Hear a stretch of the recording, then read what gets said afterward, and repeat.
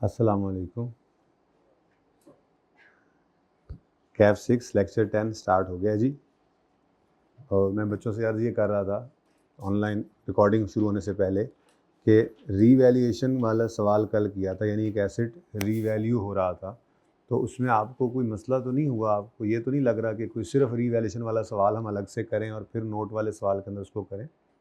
बाकी इसकी इंशाल्लाह IAS 12 में थोड़ी सी प्रैक्टिस करेंगे। IAS 16 क्योंकि हमारे सिलेबस में नहीं है तो उसकी रीवैल्यूएशन की रिवीजन फिर मैं करवा दूंगा वहाँ पे, क्योंकि IAS 16 वाली एडजस्टमेंट फिर कॉर्पोरेट रिपोर्टिंग के अंदर IAS 12 में मिक्स होके आती है, काफ़ी दफ़ा नज़र आएगी आपको, तो वो फिर वहाँ पे रिवाइज कर लेंगे। ठीक है, तो क्वेश्चन नंबर 10 और 20 मैंने कल करवाए थे, इनमें कोई मसला आया तो बताएं, कोई क्वेश्चन किसी किस्म का? चलें, आज फिर हम SIC 32 करेंगे जी, जो डील करता है इंटरनली जनरेटेड वेबसाइट्स के साथ।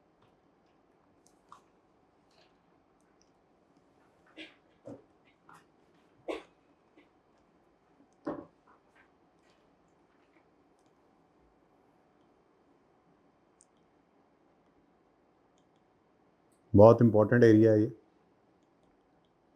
IAS 38 का क्वेश्चन आपको FAR के अंदर भी आया इस दफ़ा, ऐसे ही है।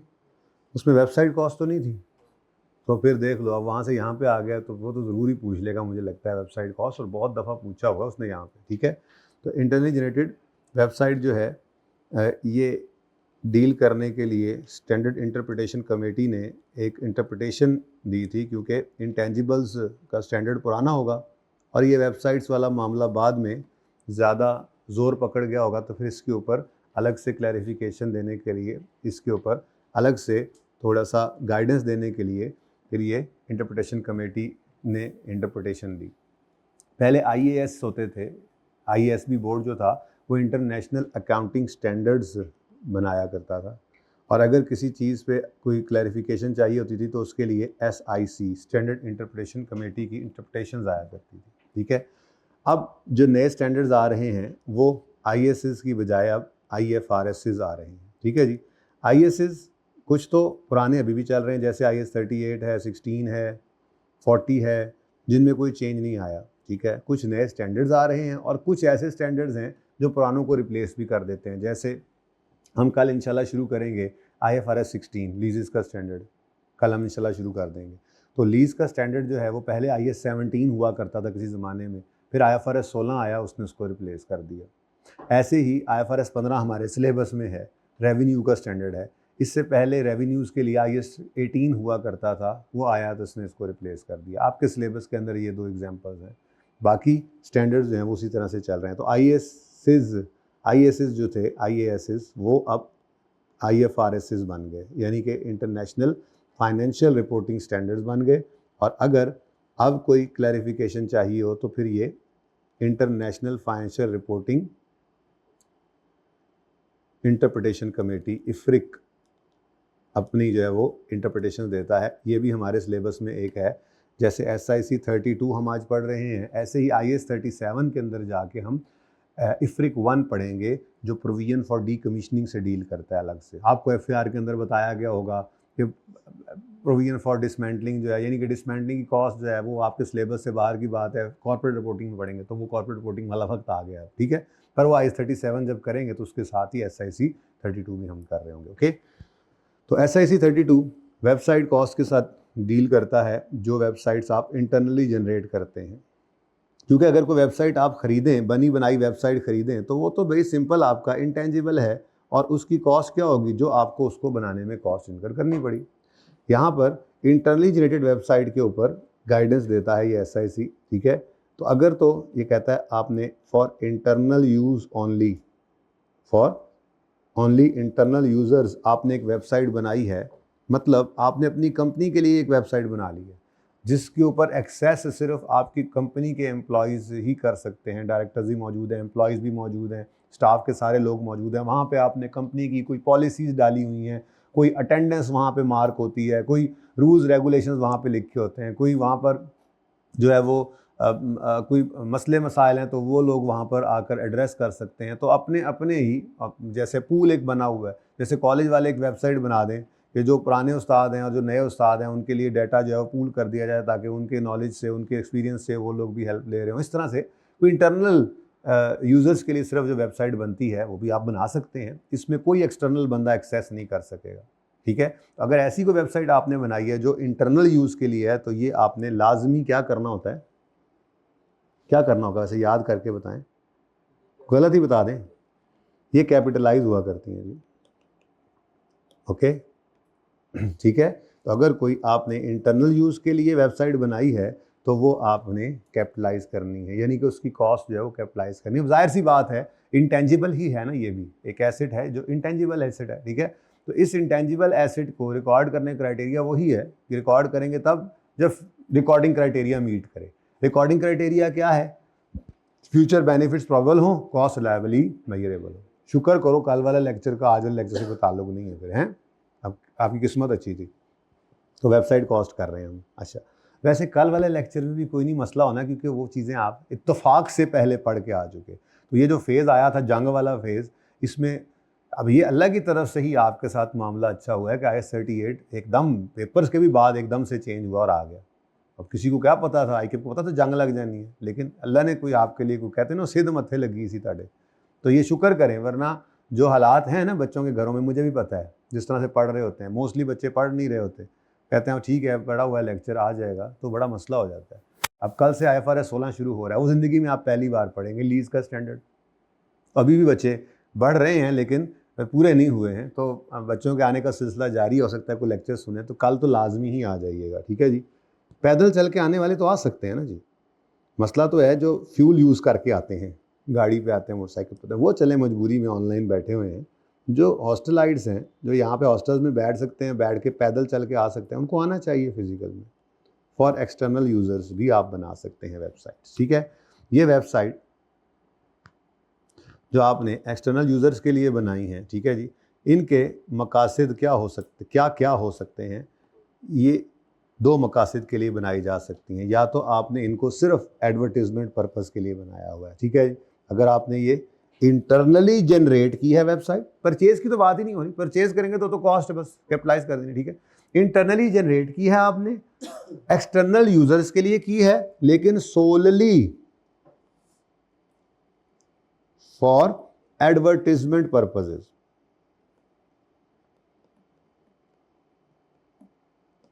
सोलली फॉर एडवर्टीजमेंट पर्पजेज, ठीक है जी। फॉर एग्जाम्पल अभी मैं आपको कोई वेबसाइट खोल देता हूँ। मैंने लास्ट टाइम मुझे लगता है पेप्सी को की वेबसाइट खोली थी, ठीक है जी, पेप्सी कंपनी की वेबसाइट हमने खोली थी, उसके ऊपर उनके जो है ना वो प्रोडक्ट्स नज़र आ रही थी, ठीक है। तो ज़रा मैं पहले एहतियात करनी पड़ती है ना, ठीक है। नेट ना नेट तक किड़ा दबा रहे, ओए होए इंटरनेट, ठीक है। अच्छा, तो जो आपने वेबसाइट डेवलप की है एक्सटर्नल यूज़र्स के लिए की है और उसका मकसद है सिर्फ और सिर्फ आपकी मशहूरी, तो ऐसी वेबसाइट को आपने एक्सपेंस आउट करना होगा, ठीक है जी। तो क्या करना है जी आपने एक्सपेंस आउट, जो खर्चा इसके ऊपर करना है आपने, क्योंकि एडवर्टीजमेंट को ही आप एक्सपेंस आउट करते हैं तो इसके ऊपर होने वाले खर्चों को कोई कैपिटलाइज नहीं करना, क्योंकि एडवर्टीजमेंट से कस्टमर आपके काबू में नहीं आ जाता, आपके कंट्रोल में नहीं आ जाता, मर्जी वो फिर भी अपनी ही करता है, ठीक है। तो आपने नहीं कुछ नज़र आ रहा, मुझे भी पता नहीं नज़र आ रहा, मैं चाह रहा हूँ कि अभी कुछ ना नज़र आए, लेकिन मुझे भी कुछ नज़र नहीं आ रहा ना, मज़े की बात यह है, उम्मीद तो है कि चल जाएगा। तो अगर आपने वेबसाइट बनाई है सोलली फॉर एडवर्टीजमेंट पर्पस तो फिर आप उसको एक्सपेंस आउट करेंगे, ठीक है जी। चल तो रहा है नेट फिलहाल,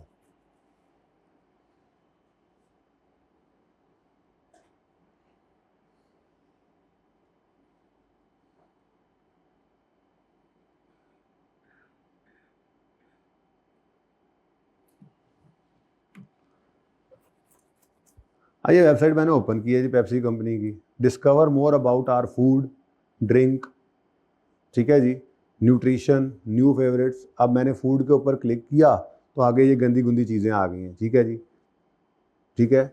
और ये अब चीज़ें आई जा रही हैं। अब यहाँ पे क्लिक करके रात को बैठे हुए हमने पेप्सी कंपनी की वेबसाइट ओपन की, तो यहाँ पे क्लिक करके क्या इसको ख़रीद सकते हैं?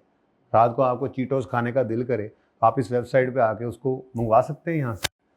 चलो ड्रिंक्स मंगवा लें, शायद ये मंगवा सकते हैं। ये क्या है? अच्छा कुछ होगा ये भी, ठीक है जी। तो ये आप रात को बैठे हुए हैं, दिल कर रहा है आपका, वैसे ही पढ़ते पढ़ते थक गए, आपने पेप्सी कंपनी, ऐसी भूख लग जाती है ना बैठे बैठे, पेप्सी कंपनी वेबसाइट ओपन करें, तो क्या इससे आप कर सकते हैं परचेजिंग? नहीं कर सकते। इन्होंने ये वाली वेबसाइट सिर्फ किस पर्पज़ के लिए बनाई हुई है, तो इसके ऊपर इनका जो खर्चा बनाने में हुआ या जो इसको अपडेट करने के ऊपर इनका खर्चा हो रहा है, वो खर्चा ये पेप्सी कंपनी वाले एक्सपेंस आउट कर रहे हैं। जब बनाने पर खर्चा हुआ तब भी एक्सपेंस आउट हुआ, और फिर इसको मेंटेन करने के ऊपर खर्चा हो रहा है, वो भी क्या हो रहा है? अपडेट तो होती रहती होगी ना, ये भी वेबसाइट तो अपडेटेड होती है, नई नई प्रोडक्ट्स आती रहती हैं, तस्वीरें नई आती रहती हैं, और बेहतर से बेहतर करते रहते हैं, क्योंकि ये एडवर्टीजमेंट है उनकी, ठीक है। तो अगर आपने कोई वेबसाइट खुद जनरेट की है एक्सटर्नल यूजर्स के लिए, और उसका मकसद सिर्फ और सिर्फ क्या है? एडवर्टीजमेंट, तो आपने उसको क्या करना है? Expense out. उस पर होने वाली इनकर होने वाली कॉस्ट को क्या कर देंगे?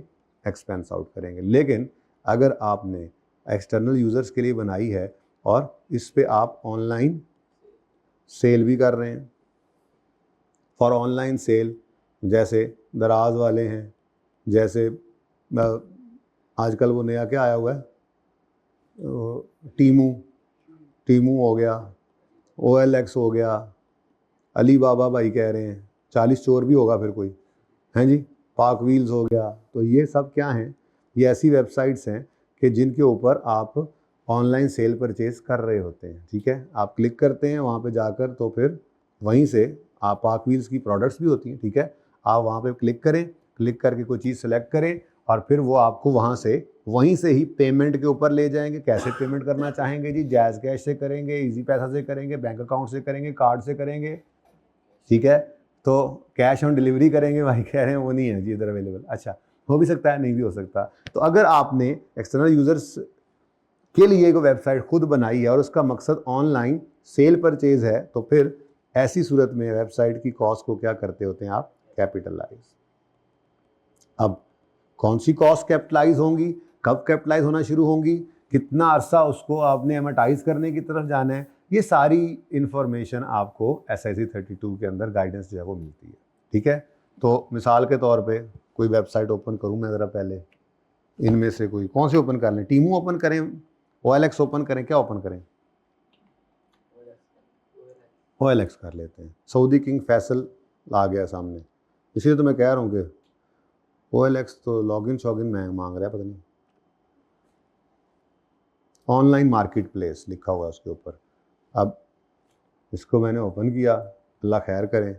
क्या मोबाइल ओपन कर लें, गाड़ियाँ ओपन कर लें? गाड़ियाँ ओपन कर लेते हैं, मोबाइल में भी कोई तस्वीर आ सकती है जी। अब OLX ओपन हो गया जी, ठीक है। लो जी, ये स्विफ्ट आपके सामने, ठीक है।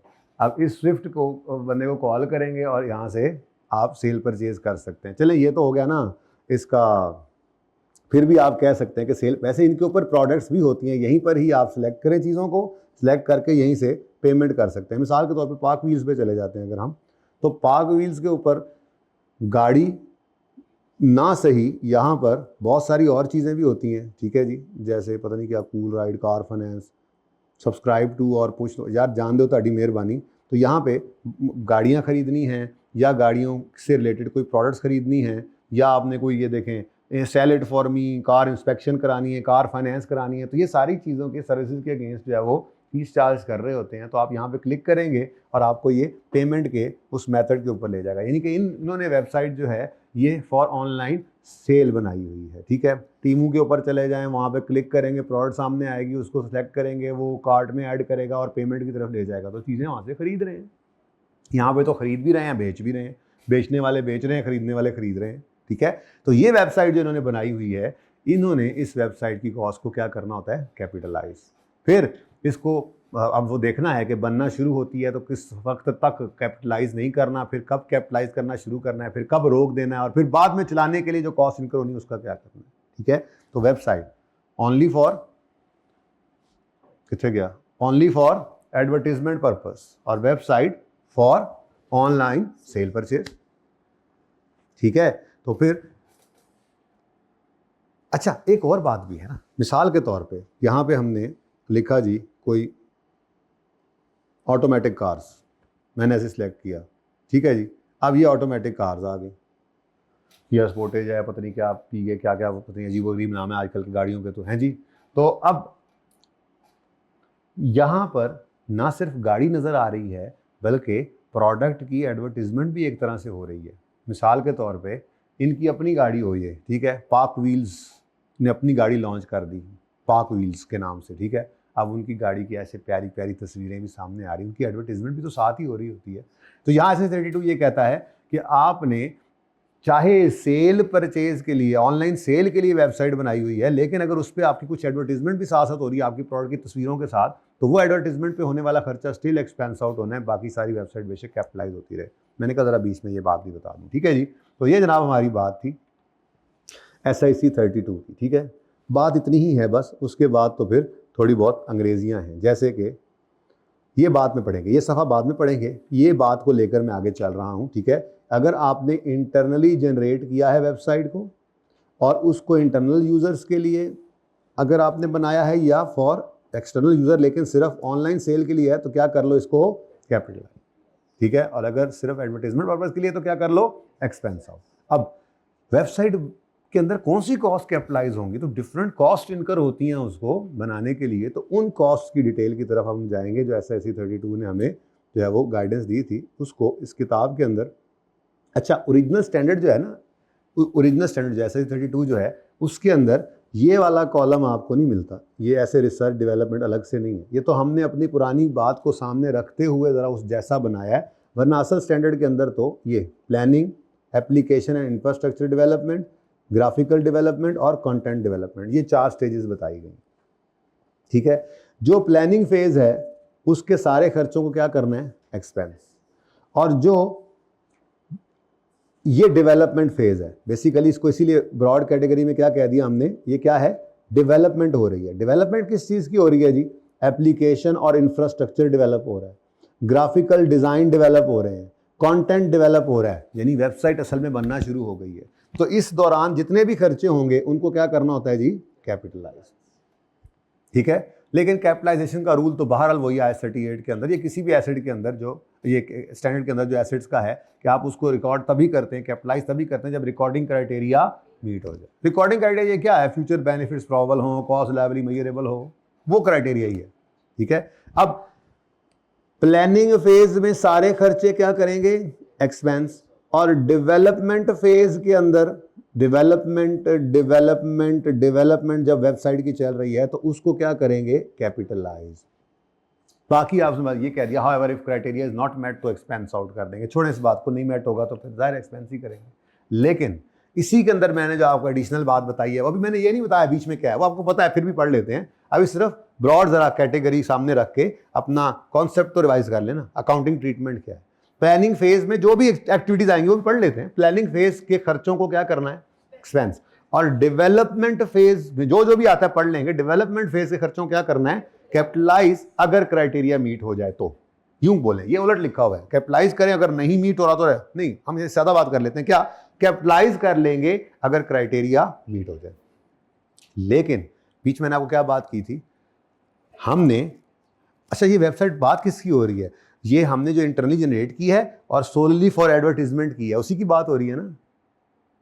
नहीं, उसमें कुछ कैपिटलाइज नहीं होता, ये उसकी बात हो रही है जो हमने इंटरनली जनरेट की है, फॉर इंटरनल यूजर्स की है, या अगर एक्सटर्नल यूजर्स के लिए है तो फॉर ऑनलाइन सेल की है। तो उसके अंदर प्लानिंग फेज के खर्चों को एक्सपेंस आउट और डेवलपमेंट फेज के खर्चों को कैपिटलाइज करना है अगर रिकॉर्डिंग क्राइटेरिया 38 का कैपिटलाइजेशन क्राइटेरिया मीट हो जाए। ठीक हो गया। अब साथ ही मैंने ये कहा कि देखो, आप जब वेबसाइट ओपन करते हो तो उस कंपनी की प्रोडक्ट्स सामने आ जाती हैं, अगर आपने उसको ऑनलाइन सेल के लिए भी रखा हुआ है तो साथ साथ एडवर्टीजमेंट भी तो हो रही है। अब वो एडवर्टाइजमेंट कैसे हो रही है, आपने प्रोडक्ट की डिफरेंट एंगल से प्यारी प्यारी तस्वीरें बनाई। अब वो तस्वीरें मैं और आप तो नहीं बना सकते, मैं तो ये अभी कैमरे से आपकी तस्वीर बनाओ कहोगे भाई रह नहीं देंगे ये लो, हर बंदे को। अब आजकल से नौजवान माशाल्लाह काफ़ी ट्रेन हो गए हैं इसके ऊपर, ठीक है। लेकिन एनीवेज वो जो प्रोफेशनल फोटोग्राफर आएगा वो आके आपकी डिफरेंट एंगल से प्रोडक्ट की जो पिक्चर्स लेगा, अच्छी अच्छी करके उनको एडिट करेगा और अपलोड करेगा, तो उसने कुछ पैसे लेने। अब वेबसाइट बन रही थी, वेबसाइट के अंदर तस्वीरें खींचने के लिए आपने जो प्रोफेशनल फोटोग्राफर हायर किया तो उसको जो पैसे दिए हैं, तो वो पैसे स्टिल कहाँ जाने हैं, पीएनएल में एक्सपेंस आउट होने, क्योंकि उनसे भी क्या हो रही है, एडवर्टीजमेंट हो रही है। ये बात समझ आई है, ये यहाँ पर लिखा हुआ है, expenditure incurred in development phase for advertisement, यानी ऐसा एक्सपेंस इनकर हुआ डेवलपमेंट फेज से जिससे डेवलप ही हो रही थी वेबसाइट, लेकिन उससे एडवर्टीजमेंट भी हो जाती है, तो वो तो तस्वीरों से ही होती है नॉर्मली, ठीक है। तो expense incurred in development phase for advertisement purpose is expensed out. For example, professional fee paid to expert for taking digital pictures of entities products. ठीक हो गया। अच्छा, अब प्लानिंग फेज से खर्चे कहाँ गए जी, पीएनएल में एक्सपेंस। डेवलपमेंट फेज के खर्चे कहाँ गए जी, एसेट की कॉस्ट का पार्ट बने, यानी वेबसाइट की कॉस्ट का पार्ट बनेंगे, इंटेंजिबल बनेगा, कैपिटलाइज करेंगे अगर क्राइटेरिया मीट हो जाए। लेकिन अगर उधर भी एडवर्टीजमेंट के लिए खर्चा हुआ है डेवलपमेंट फेज के दौरान भी, तो क्या करेंगे, अब वेबसाइट बन गई, डेवलप हो गई और वेबसाइट ऑन एयर कर दी हमने। अब उसके बाद इस वेबसाइट ने चलना है, ऑपरेशनल पार्ट, ठीक है। जैसे आप कोई टेंजिबल एसेट खरीदते थे, मतलब आपने प्लांट इंस्टॉल किया, फैक्ट्री लगाई, प्लांट इंस्टॉल किया, जब वो रेडी टू यूज हो जाता था तो उसके बाद फिर उसके सब्सिक्वेंट एक्सपेंडिचर तो होते थे ना, रनिंग एक्सपेंसेस, तो उनमें जो repair maintenance type running expenses day to day खर्चे होते थे वो क्या करते थे, एक्सपेंस आउट। और जो आपके ऐसे खर्चे होते थे जो आपकी वेबसाइट उसको एसेट को अपग्रेड कर देते थे या रिप्लेसमेंट ऑफ पार्ट होता था, तो इस किस्म की चीज़ों को क्या करते थे, कैपिटलाइज, अगर क्राइटेरिया मीट होता था तो। अब यहाँ पे भी मिलता जुलता काम ही है। वेबसाइट जब एक बार रेडी टू यूज हो गई, आपने ऑन एयर कर दी, अब वो वेबसाइट चल गई, अब उस वेबसाइट के ऊपर चलाते वक्त भी तो खर्चे होने। मतलब क्या खर्चे होने हैं भाईजान, कोई एक दो बंदे ऐसे होंगे जो उनको, ऐसे थोड़ा ही है कि वेबसाइट आज बना दी तो फिर, ये तो इतनी रैपिडली चीज़ें चेंज होती हैं, आपको उसका इंटरफेस हर दफ़ा बेहतर करना पड़ेगा, आपको वेबसाइट के ऊपर चीज़ें ऐड ऑन करनी पड़ेंगी, चीज़ों को अपडेट करना पड़ेगा, नई प्रोडक्ट्स लानी पड़ेंगी, डिस्क्रिप्शन बेहतर करनी पड़ेंगी, चीज़ें पुरानी रिमूव करनी पड़ेंगी, ये तो एक कॉन्टिन्यूस एफर्ट है। तो अब वेबसाइट को मेंटेन करना है, अपडेशंस चल रही होती हैं, तो उसके लिए आपने एक दो बंदे हायर कर दिए, तनख्वाह दोगे उनको, क्या करें, वेबसाइट कॉस्ट में ऐड कर दें? नहीं, वो वेबसाइट को चलाने का खर्चा है, रनिंग एक्सपेंस टाइप चीज़ है। लेकिन यहाँ पे भी IS-32 कहता है कि आपने after development, during operation phase, जब ऑपरेट कर रही थी वेबसाइट, चल रही थी, आपने अगर कोई ऐसा खर्चा कर दिया है जिससे आपको लगता है कि बेनिफिट फ्यूचर में आएगा, यानी रिकॉर्डिंग क्राइटेरिया वो खर्चा मीट कर जाए, तो उसको भी कैपिटलाइज कर सकते हैं। लेकिन साथ ही IS-32 ने कहा वेबसाइट्स के केस में ये है जरा मुश्किल, बहुत रेयर चांस है कि ऐसा कुछ हो ऑपरेशन फेज में कि वो खर्चा, इसकी मतलब कोई चीज इसके अंदर कोई अपग्रेड टाइप चीज आ जाए। लेकिन रेयर सर्कमस्टांस की भी एक एग्जांपल दे देता हूं। जैसे मिसाल के तौर पे हमने अपनी वेबसाइट बनाई प्रोडक्ट्स की, उसमें पहले सिर्फ कैश ऑन डिलीवरी था, ठीक है। अब लोगों के पास कैश नहीं भी होता, प्लास्टिक मनी का दौर है, ठीक है, तो हमारी सेल इतनी अच्छी नहीं थी। हमने वेबसाइट चल रही है, वेबसाइट हमने डेवलप कर ली, ऑपरेशंस में है, ऑपरेशनल फेज में वेबसाइट, हमने उसमें एक इंटरफेस ऐड किया जिसमें अब कार्ड के थ्रू भी पेमेंट हो सकती है, जैज कैश, इजी पैसा के थ्रू भी पेमेंट हो सकती है। तो अब जिन लोगों के पास कैश नहीं अवेलेबल होता था घर पे, वो कहते थे प्लास्टिक मनी से पे कर दें, ऑनलाइन पे कर दें, तो वो भी हमारे कस्टमर्स बन जाएंगे। तो ये एक ऐसा खर्चा हुआ, पहले नहीं था, बाद में एक ऐसा हमने फीचर ऐड किया वेबसाइट में जिससे नजर आ रहा है कि बेनिफिट अब हमारा इससे बढ़ेगा, हमारी सेल बढ़ने के चांसेस हैं। तो फिर इस खर्चे को जो आपने इंटरफेस ऐड किया उसको कैपिटलाइज भी कर सकते हैं। लेकिन ये तो मैंने आपको एग्जांपल दे दी, स्टैंडर्ड ये कहता है कि ऐसा हो, ये बहुत रेयर है, तो वो बहुत रेयर वाली एग्जांपल ही मैंने आपको दी है। वरना नॉर्मली वेबसाइट के केस के अंदर ऑपरेशनल फेज में उसको चलाने के खर्चे ही चल रहे होते हैं, नॉर्मली ऐसा खर्चा होता नहीं है उसके चलने के फेज में जो ऐसा हो कि उसको कैपिटलाइज किया जा सके, ठीक है। तो operational phase, research, planning basically, development और फिर चल पड़ी ऑपरेशन, ठीक है। The operating stage begins once development of website has been completed. अब चल पड़ी है, ठीक है। An entity maintains and enhances the applications, maintains and, अब क्या करें जी, इन खर्चों को भी एक्सपेंस आउट करना है। क्या करना है जी? अच्छा, when incurred unless it meets IS 38 criteria for capitalization of subsequent, this will only occur in, ठीक है। तो कहता है ऑपरेशनल फेज में जब क्या कर रहे हैं आप, मेंटेन कर रहे हैं, एनहेंस कर रहे हैं, आपको हर वक्त अपडेट करना पड़ता है अपनी वेबसाइट को, करंट रखना पड़ता है, ठीक है। तो वो बंदे आपने रखे होते हैं, कॉस्ट इनकर हो रही होती हैं, फिर जहां पर आपने रजिस्टर किया होता है उनको भी फीस पे कर रहे होते हैं आप, वेबसाइट के जो सर्वर्स के ऊपर, सर्च इंजन के ऊपर, इस तरह से चीज़ें होती हैं बहुत सारी, ठीक है। तो वो खर्चे जो हैं उसके ऑपरेशंस का पार्ट हैं, तो वो क्या करने हैं, एक्सपेंस आउट करने हैं। हाँ, अगर वो खर्चे जो मेंटेन के लिए नहीं है लेकिन लेट से एनहांस द एप्लीकेशन के लिए हैं, वो खर्चे कैपिटलाइज कर सकते हैं अगर वो मीट कर जाए रिकॉर्डिंग क्राइटेरिया। लेकिन ऐसे 32 क्या कहता है, this will happen in very rare circumstances. तो रेयर सर्कमस्टांस की मैंने एक एग्जांपल भी आपको दे दी, ठीक है जी। तो अब अदर्स भी कुछ हैं। अदर खर्चे क्या होते हैं जी, सिर्फ वेबसाइट से हटकर भी कोई सेलिंग एडमिन खर्चे भी हो सकते हैं, ठीक है जी, जनरल ओवरहेड्स हो सकते हैं।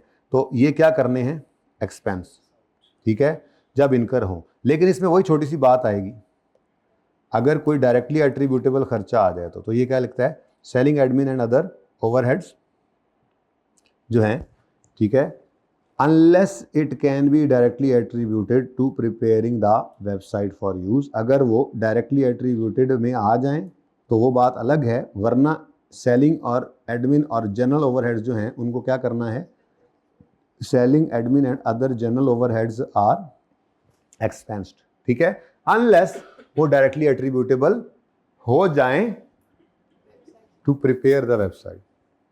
मसलन हमारे एडमिन मैनेजर साहब हैं, हम वेबसाइट के लिए हमने साइंसदानों को बिठा दिया, कंप्यूटरी साइंसदानों को, कंप्यूटर इंजीनियर्स को बिठा दिया। अब वो काम कर रहे हैं तो हमने एडमिन मैनेजर को कहा भाईजान आप इनको भी थोड़ा सा रोज़ाना ना 1 घंटा यहाँ पे भी आके बैठा करें, इनको कोई मसला मसाइल इसको ज़रा आप ना थोड़ा बैठ के देख लें। थोड़ा सा उनको भी समझ बूझ थी, हमारे एडमिन मैनेजर को भी थोड़ी बहुत IT से उनका भी शगफ था, ताल्लुक़ था। एक मिसाल दे रहा हूँ। अब अगर तो हम उनको उसी सैलरी के ऊपर ही रखते हुए कहते हैं जी 5 लाख आपकी मंथली सैलरी है, वही है बस, इसको भी देख लिया करें, तो डायरेक्टली एट्रीब्यूटेबल इन प्रिपेयरिंग नहीं है। लेकिन अगर हम उससे कहते हैं कि भाईजान इधर आधा घंटा 1 घंटा रोज़ाना दोगे तो आपको हम उस रोज़ाना के एक्स्ट्रा टाइम का एक्स्ट्रा पे करेंगे, तो वो जो एक्स्ट्रा पेमेंट है वो डायरेक्टली एट्रीब्यूटेबल हो गई इन प्रिपेयरिंग द वेबसाइट। तो general admin, general other overheads जो हैं, सेलिंग एडमिन, जनरल ओवरहेड्स जो हैं वो क्या होने हैं, एक्सपेंस आउट, अनलेस के वो, ठीक हो गया। इनएफिशिएंसीज और इनिशियल ऑपरेटिंग लॉसेस भी क्या होते हैं, एक्सपेंस आउट। ट्रेनिंग करनी पड़े अगर एम्प्लॉइज़ को कि साइट चला लें वो, उसको भी क्या करते हैं, एक्सपेंस आउट, ठीक है। अब बीच वाली चीज़ें बस मैंने नहीं पढ़ाई, ये कहानी पूरी ज़रा एक दफ़ा हमारे सामने आ गई। वो क्या, वेबसाइट बनाने लगे हैं तो प्लानिंग फेज के खर्चे एक्सपेंस आउट। वेबसाइट बनना शुरू हो गई तो डेवलपमेंट फेज के अंदर 3 चीज़ें डेवलपमेंट के अंदर आती हैं, और डेवलपमेंट फेज के खर्चों को क्या करेंगे, कैपिटलाइज, ठीक है। लेकिन इस पीरियड के दौरान भी अगर कोई खर्चा एडवर्टीजमेंट पर्पज़ के लिए हुआ, मसलन तस्वीरें खींचने के लिए फोटोग्राफर को पैसे दे, तो वो क्या होंगे, एक्सपेंस आउट।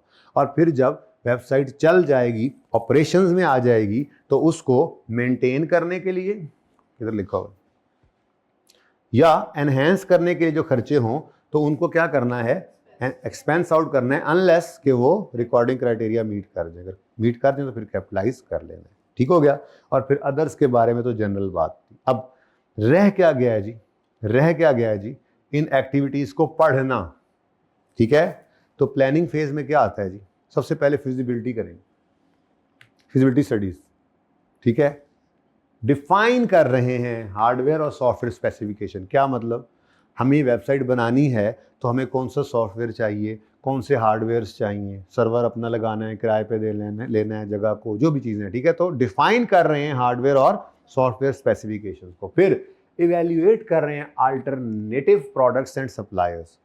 जी हमें जो सॉफ्टवेयर चाहिए फलां कंपनी का भी है, फलां का भी है, फलां का भी है। हमें जो हार्डवेयर चाहिए फलां कंपनी का भी है जी, डेल का भी है, लेनोवो का भी है, एचपी का भी है, ठीक है। तो क्या कर रहे हैं हम, एवेल्युएट कर रहे हैं अल्टरनेटिव्स को, ठीक है, और सप्लायर्स को, ठीक है।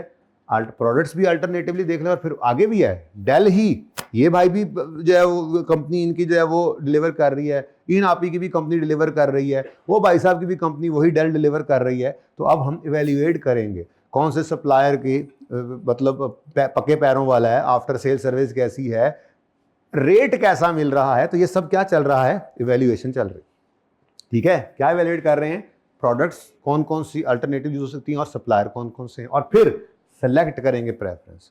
हाँ जी, इनको दे दें जी, ये इनका जो रेट भी सबसे अच्छा है और इनकी आफ्टर सेल सर्विस भी अच्छी है। ये दोनों एंट्रेंट्स अभी नए हैं, अभी कंपनी के अंदर अभी डर रहे हैं, हम मिसाल दे रहे हैं, या उनका इनका रेट जो है वो थोड़ा सा मुनासिब नहीं है, ठीक है, तो किसी नए की तरफ चले जाते हैं, इंशाल्लाह वो भी प्रोसेस है, ठीक है। तो ये सारा प्रोसेस क्या चल रहा है, ये हम प्लानिंग कर रहे हैं। प्लानिंग में क्या आया जी, फिजिबिलिटी स्टडीज की, फिर डिफाइन किया कौन सा हार्डवेयर चाहिए, कौन सा सॉफ्टवेयर चाहिए, फिर प्रोडक्ट कौन कौन सी अल्टरनेटिव्स मौजूद हैं और सप्लायर कौन कौन से हैं, ठीक है, उनको क्या कर रहे हैं, इवेल्युएट, और फिर सेलेक्ट कर रहे हैं कि इनमें से हमने किस तरफ जाना है, कौन सा हार्डवेयर लेना है, कौन सा सॉफ्टवेयर लेना है, किस सप्लायर पे जाना है, वो सेलेक्ट कर रहे हैं। तो ये सारा क्या है, प्लानिंग फेज। तो इस फेज के दौरान जो खर्चे हो रहे हैं इन कामों पे, फिजिबिलिटी किसी से करवाई, किसी को लगाया इसके ऊपर, किसी को लगाया इस काम के ऊपर, किसी को लगाया इस काम के ऊपर। तो ये जो वर्किंग कर रहे हैं लोग, इनके आने जाने का खर्चा, इनकी जो अगर कंसल्टेंट्स हायर किए हुए हैं, इनको जो हम पे कर रहे हैं, तो ये सारे ड्यूरिंग दिस फेज कॉस्ट तो इनकर हो ही रही होती हैं। तो इन एक्टिविटीज़ पे अगर कोई कॉस्ट इनकर हो रही हैं तो वो कॉस्ट क्या होंगी, ठीक है जी, ज़हन में रह जाएगा। अब इधर देखें, बगैर मुझे बता दें, प्लानिंग फेज में ये ज़रूरी है याद रखना, याद करना नहीं, याद रखना ज़रूरी है। तो उसका हल आसान क्या है, जब भी वेबसाइट का कोई सवाल प्रैक्टिस करते हुए करें, इस सफ़े को ओपन कर लेना है। याद है, मुझे पता है, आपको भी याद करा दूंगा इंशाल्लाह मैं, लेकिन आपको याद रह जाए इसके लिए ज़रूरी क्या है, आप हर दफ़ा इसको ओपन करेंगे। फिर पर्चे में जब वेबसाइट वाला सवाल आएगा तो आपके पर्चे में आपके सामने क्वेश्चन पेपर होगा, लेकिन दिमाग में आपका ये सफ़ा खुला हुआ होगा। उसका फ़ायदा ये होगा, ठीक है ना, कि जब भी आपने वेबसाइट आता है, मुझे पता है आपको ये एक्टिविटीज का पता है, लेकिन स्टिल आपने क्या करना है, आपने इस सफ़े को ओपन करके पहले बेशक आपने ज़बानी करना है, टिक क्रॉस करके, स्टिल फिर एक दफ़ा सफ़े को देखना है, अच्छा उसको ऐसे गुजार लेना है। इससे फ़ायदा क्या होगा, ये दिमाग के अंदर आपके सफ़ा नक्श हो जाएगा। अब इधर ना देखें, आपको याद हो गई है प्लानिंग फेज की एक्टिविटीज़। नंबर 1 फिजिबिलिटी स्टडीज करेंगे, नंबर 2 डिफाइन करेंगे हार्डवेयर और सॉफ्टवेयर स्पेसिफिकेशन, नंबर 3 इवेल्युएट करेंगे अल्टरनेटिव प्रोडक्ट्स और सप्लायर, नंबर 4 सेलेक्ट करेंगे प्रेफर्ड सप्लायर या प्रोडक्ट, ठीक है जी। तो सेलेक्ट कर दी हमने प्रेफरेंस। अब ये आईकैप क्या करता है, 10-12 चीजें देगा, उनमें वो यही नाम लिखेगा। अब आपने डिसाइड करना है कौन सी चीज एक्सपेंसिव होनी है, कौन सी कैपिटलाइज होनी, ठीक है। अच्छा, अब उसके बाद डेवलपमेंट शुरू हुई। तो सबसे पहले क्या करना है, वो जो www लेना होता है, आपने W, सारे W बैठे हुए हैं, तो वो डोमेन नेम भी ऑब्टेन करना है, उसके पैसे लगते हैं, ठीक है। अब डेवलपमेंट, अब हम सीरियस हो गए, लग रहा है सीरियस हो गए, ठीक है ना। हमने क्या कर लिया, डोमेन नेम अपना खरीद लिया, ठीक है। तो ऑब्टेनिंग अब डोमेन नेम बन गया, उसके बाद अब आप डेवलप करना शुरू करेंगे वो ऑपरेटिंग सॉफ्टवेयर जो हार्डवेयर पे चलेगा, यानी कि कोडिंग शुरू हो गई, ठीक है ना। ऑपरेटिंग सॉफ्टवेयर कौन सा यूज करना है, उसको डेवलप करने लग गए। फिर एप्लीकेशन उसके ऊपर चलनी है, उसकी कोडिंग, यानी बेसिकली ये टेक्निकल काम है। तो बस इसको ऐसे ही याद रखना है कि क्या कर रहे हैं आप, डेवलप कर रहे हैं ऑपरेटिंग सॉफ्टवेयर, डेवलप कर रहे हैं आप, डेवलपमेंट शुरू हो गई। अब बैठ गए इंजीनियर्स, बना रहे हैं एप्लीकेशंस, बना रहे हैं सॉफ्टवेयर्स, ठीक है, ओके। तो उन्होंने प्रोग्रामिंग शुरू कर दी है, ओके। तो डेवलप कर रहे हैं ऑपरेटिंग सॉफ्टवेयर, डेवलप कर रहे हैं, नहीं ये किधर गया, अच्छा, डेवलप कर रहे हैं एप्लीकेशंस, यूं कह लें, कोडिंग डेवलपिंग, ठीक है। और इंस्टॉल कर रहे हैं ये वाली डेवलप्ड एप्लीकेशंस वेब सर्वर पे। वेब सर्वर क्या होता है, वेब सर्वर किसे कहते हैं, देखें जी,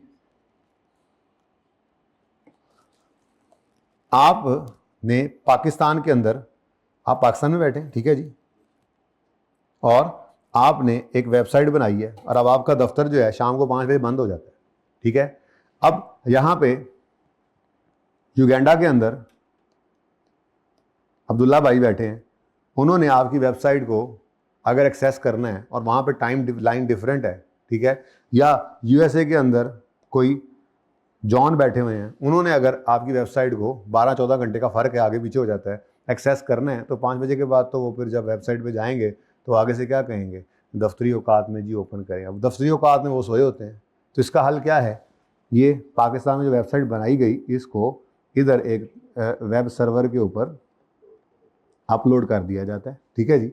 अब ये वेब सर्वर आप अपना भी खरीद सकते हैं, काफ़ी महंगा सेटअप होता है, ठीक है। ये मिलते हैं किराए के ऊपर भी स्पेस मिल जाती है, वेब सर्वर लोगों के मौजूद होते हैं, वो होस्टिंग प्रोवाइड कर देते हैं, तो ये दोनों में से कोई ऑप्शन भी हो सकता है।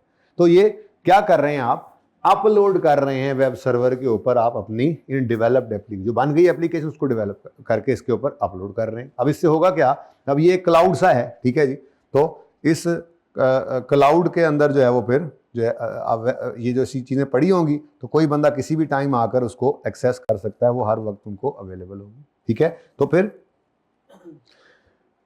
डेवलपमेंट फेज में आ चुके हैं, तो इस वक्त हम इंफ्रास्ट्रक्चर डेवलपमेंट में हैं। एप्लीकेशन और इंफ्रास्ट्रक्चर डेवलपमेंट में क्या आता है, ऑब्टेन करें डोमेन नेम, डेवलप करें ऑपरेटिंग सॉफ्टवेयर, डेवलप करें कोडिंग एप्लीकेशन की डेवलपमेंट शुरू करें, और फिर क्या करें, उसको इंस्टॉल करें वेब सर्वर पे। फिर वो रिजल्ट वाले दिन ICAP के बड़ी वेबसाइट बैठ भी जाती है कभी कभी, क्यों ऐसा होता है, क्यों, सर्वर डाउन। और क्या होता है सर्वर डाउन, ठीक है। ये बहुत सारे लोग जब इकट्ठे उसको एक्सेस कर रहे हैं तो उसके ऊपर बोझ पड़ता है। तो आप चेक कर लें अपनी वेबसाइट को, स्ट्रेस टेस्टिंग करें इसकी, तो इसके ऊपर भी कोई कॉस्ट है, तो ये भी उसी जैसे आप प्लांट को टेस्ट रन करते हैं ऐसे ही आप वेबसाइट को स्ट्रेस टेस्टिंग से गुजार रहे होते हैं, कि कितना को बोझ बर्दाश्त कर सकती है स्ट्रेस टेस्टिंग से। तो ये सब क्या चल रहा है, एप्लीकेशन एंड इंफ्रास्ट्रक्चर डेवलपमेंट। इस दौरान में जो खर्चे हो रहे हैं, डोमेन नेम, पैसे लगे इसको खरीदने पे, लेने पे पैसे लगे, कैपिटलाइज होगा। फिर आपने अपने जो साइंसदान बिठाए हैं, ठीक है, कंप्यूटर इंजीनियर्स बिठाए हैं, सॉफ्टवेयर इंजीनियर्स बिठाए हैं, वो डेवलप कर रहे हैं ऑपरेटिंग सॉफ्टवेयर, वो डेवलप कर रहे हैं कोडिंग ऑफ एप्लीकेशंस, और फिर वो उनको इंस्टॉल कर रहे हैं वेब सर्वर्स के ऊपर, ठीक है। तो ये सारा कुछ क्या हो रहा है, ये कैपिटल नेचर के खर्चे हैं, स्ट्रेस टेस्टिंग के ऊपर वो खर्चे आ रहे हैं। तो ये क्या किया जी, हमने डेवलपमेंट कर ली इंफ्रास्ट्रक्चर की, डेवलपमेंट कर ली हमने एप्लीकेशन की। अब ये एक तरह से वो वेबसाइट का एक बुनियाद पड़ गई है, खाना एक जो है ना वो सांचा बन गया, ठीक है। अब इसके ऊपर कुछ अपनी चीज़ें भी तो डालनी है, कंटेंट भी तो डेवलप करना पड़ेगा, और उसके लिए अलग एक्सपर्ट्स होते हैं, ठीक है। तो हमने क्या किया जी, ग्राफिकल डिज़ाइन डेवलपमेंट, कि जब कोई बंदा वेबसाइट ओपन करे तो ऐसे करके ग्रीन कलर की वेबसाइट ओपन हो जाए, साइड पे करके जो है वो ऑरेंज कलर का फूल लगा हुआ हो, इस तरफ एक तितली लाल रंग की उड़ रही हो, ठीक है जी। तो अब ये क्या हो रहा है क्या कर रहे हैं हम, ग्राफिकल डिज़ाइन डेवलपमेंट कर रहे हैं। तो designing the appearance of web pages, ठीक है, ये अलग बंदे कर रहे होते हैं नॉर्मली, ठीक है। और फिर उसके ऊपर सिर्फ तस्वीरें, तितलियां और जो है वो जुगनू नहीं छोड़ देने, बल्कि जिस काम के लिए बनाई है वो चीज़ें भी तो रखनी हैं, ठीक है। तो कंटेंट डेवलप करना, अब कंटेंट डेवलपमेंट के अंदर क्या होता है, आप कंटेंट खुद क्रिएट भी कर सकते हैं, या आपने मिसाल के तौर पे ये भाई साहब को हमने कहा भाईजान आप हमें, भाईजान बहन ऊपर देखें ना, आप कंटेंट डेवलप करें, कंटेंट इनसे कंटेंट डेवलप करा लेते हैं, ठीक है। तो ये हमें कंटेंट डेवलप करके देंगे, या डेवलप्ड इनका कंटेंट होगा, हम इनसे क्या कर लेंगे, तो हम क्रिएट कर सकते हैं, परचेज भी कर सकते हैं, ठीक है, प्रिपेयर करना और फिर उसको अपलोड करना इन्फॉर्मेशन को, क्रिएटिंग, परचेजिंग, प्रिपेयरिंग इंफॉर्मेशन और फिर उसको अपलोड करना, ठीक है, वेबसाइट पर before completion of website development. जाहिर सी बात है वेबसाइट के ऊपर असल चीज़ तो डालो, जो चीज़ बेचनी है उसकी तस्वीरें डालो, उसकी डिस्क्रिप्शन डालो, ठीक है। तो ये सब क्या है जी, डेवलपमेंट फेज। अब डेवलपमेंट फेज के अंदर टोटल 7 ही है बातें, ठीक है। नंबर 1, अब यहाँ पे ना देखो, फिर वापस वाला भी पढ़ना है, ये याद करके आगे चलना है, ठीक है ना, यहाँ का काम यहीं करके जाएं। तो नंबर 1 ऑब्टेन करना डोमेन नेम, नंबर 2 डेवलप करना ऑपरेटिंग सॉफ्टवेयर, नंबर 3 डेवलप करना कोड ऑफ एप्लीकेशंस, नंबर 4 उस एप्लीकेशंस को इंस्टॉल करना वेब सर्वर पे, और नंबर 5 स्ट्रेस टेस्टिंग करना। डन हो गया। अब ये तैयार हो गया सांचा, अब इसकी फिजिकल अपीयरेंस की बात करें, ठीक है। तो क्या करेंगे हम, design of physical appearance of web pages, appearance of web pages की डिज़ाइनिंग कर रहे हैं, और उसके बाद फिर कंटेंट डेवलपमेंट आती है। क्या आता है जी, क्रिएट करना, परचेज करना, प्रिपेयर करना इंफॉर्मेशन को और फिर उसको अपलोड करना वेबसाइट पे।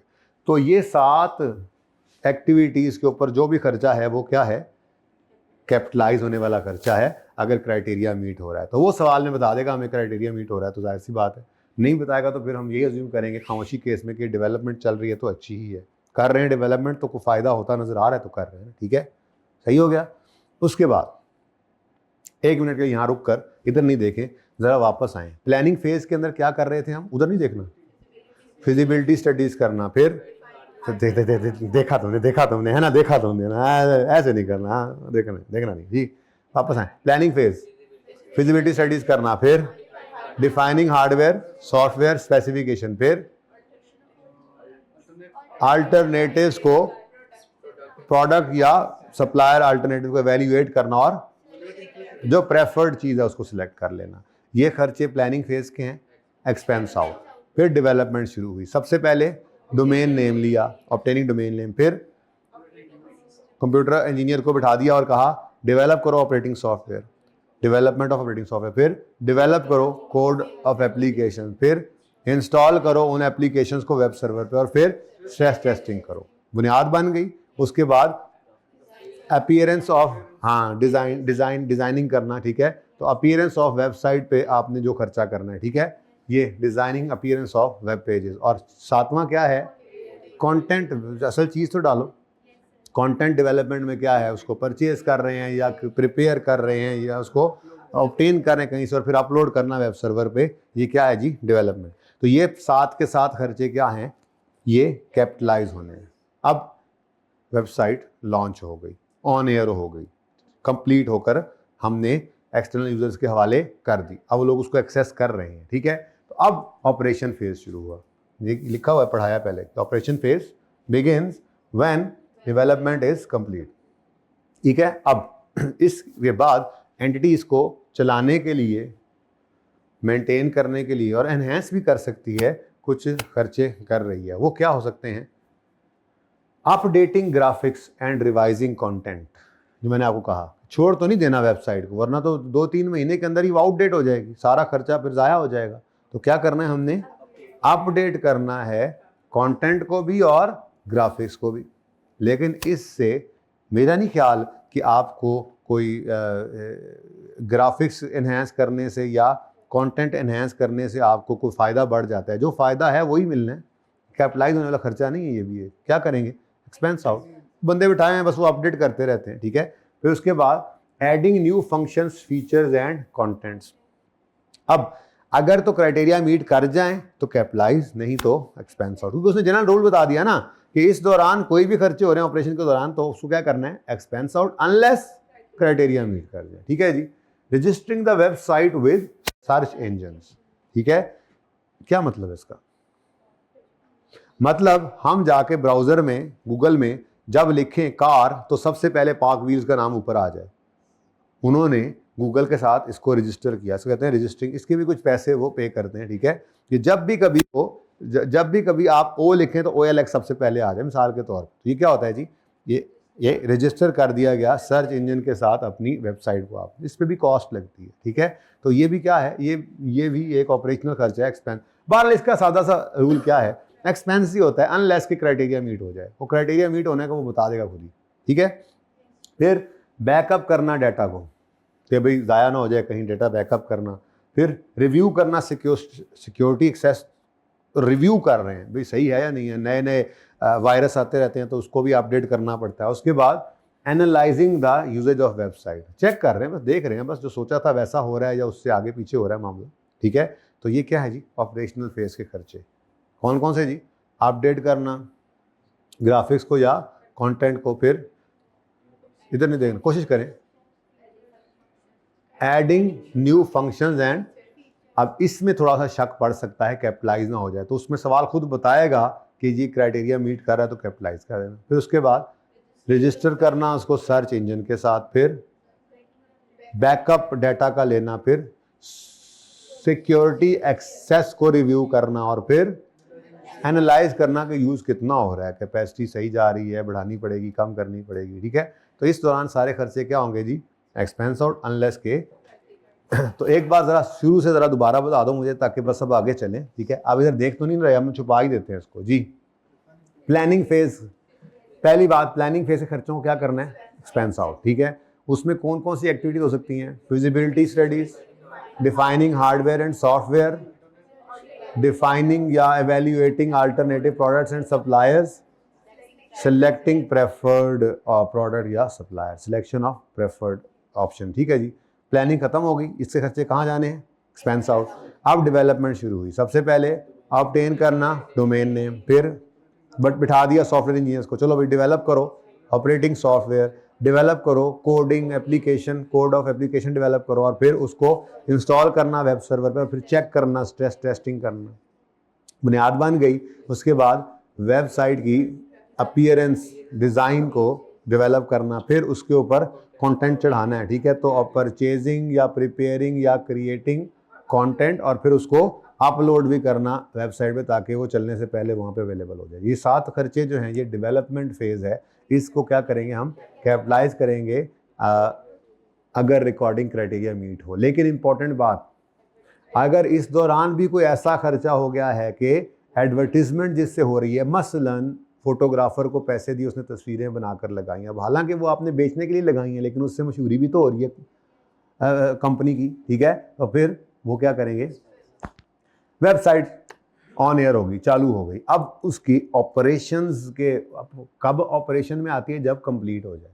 उसके बाद वो कंपनी उस वेबसाइट को जो है वो चलाने के लिए उसको अपडेट भी करती है, उसको मेंटेन भी करने की कोशिश करती है। ठीक है, अपडेट करते रहना। अब इस दौरान क्या होता है? सर्च इंजन के साथ अब देखना आगे पीछे हो गए ना, अभी आगे पीछे। सबसे पहले ज़रा कोशिश कर रहे हैं, बाकी कोई नहीं, जैसे भी आ जाए जी। अपडेट करना ग्राफिक्स को, ये सबसे अहम बात है, सबसे आम बात है।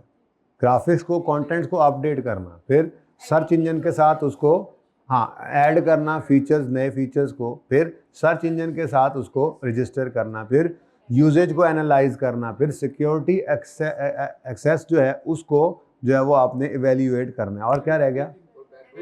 और डाटा को बैकअप करना। ये काम ऑपरेशनल फेज में ऑपरेशन के दौरान आ रहे हैं, इनको एक्सपेंस आउट करना है अनलेस क्राइटेरिया मीट हो जाए। ठीक हो गया। उसके बाद कुछ अदर खर्चों की बात भी उन्होंने की थी। वो क्या थे जी? सेलिंग, एडमिन, जनरल ओवरहेड्स को एक्सपेंस आउट कर रहे हैं अनलेस वो डायरेक्टली एट्रीब्यूटेबल हो जाएं इन प्रिपेयरिंग द वेबसाइट। ठीक हो गया। उसके बाद जो इनिशियल ऑपरेटिंग लॉसेज हैं उनको एक्सपेंस आउट करना है। और कुछ था? ट्रेनिंग भी क्या होती है? एक्सपेंस आउट होती है। ठीक है, यहाँ तक कोई मसला? ये स्टार कहाँ लगा हुआ है? Application of infrastructure development, graphical development, content development के बारे में क्या कहते हैं? These will be expensed when purpose of creating website is solely, हाँ वो तो पता ही है, प्रमोशन ऑफ बिजनेस। ठीक है जी, तो कहता है कि वही सारी चीज़ें अगर सिर्फ प्रमोशन के लिए हैं तो ये सारे काम तो उस वक्त भी हो रहे होंगे, लेकिन वो तो हम पहले ही कह आए ना कि अगर आपने एक्सटर्नल यूजर्स के लिए वेबसाइट बनाई है और मकसद सोलली क्या है? एडवर्टीजमेंट, तो फिर उसको क्या करते हैं? एक्सपेंस। ठीक है जी, चलें अब आ जाएं ज़रा पास पेपर्स पे चलते हैं।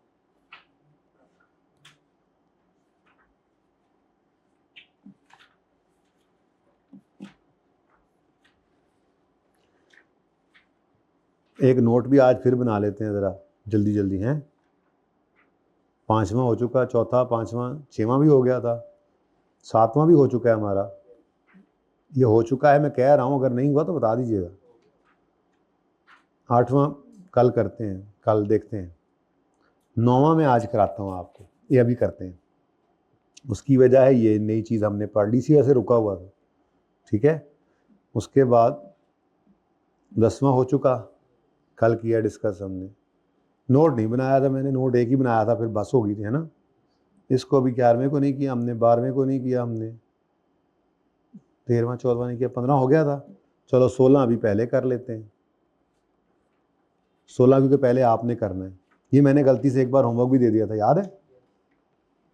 तो मैं अभी 16वां करवाऊंगा, वो 9वां आई थिंक कह के आया हूँ जिंक वाला, वो करवाऊंगा। ये आपका होमवर्क होगा, 18वां आपका होमवर्क होगा। करवाना तो 19वां भी है। अब देखो होमवर्क में जाता है या क्या होता है। तो 21 और 18 तो आप होमवर्क लिख लेना।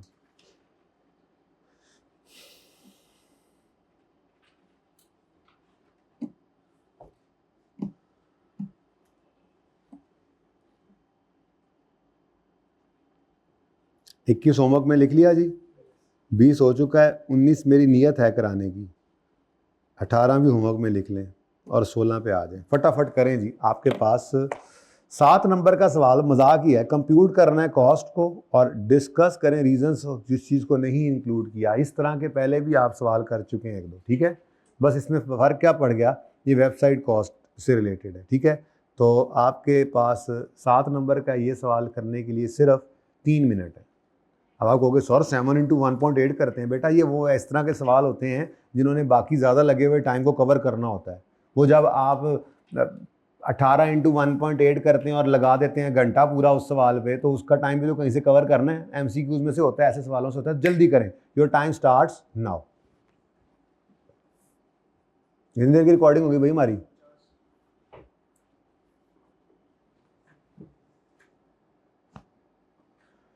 आप ऐसा करें ना, यहाँ पे पार्ट 1 को क्लोज कर दें, थोड़ा बड़ा ना हो जाए पार्ट 2। चलो कोई बात नहीं, हो भी गया तो वैसे मैं 2-4 मिनट ब्रेक कर देता हूँ ना। पार्ट 1 को आप क्लोज करें और ऑनलाइन वालों ये 3 मिनट में ही आपने करना है।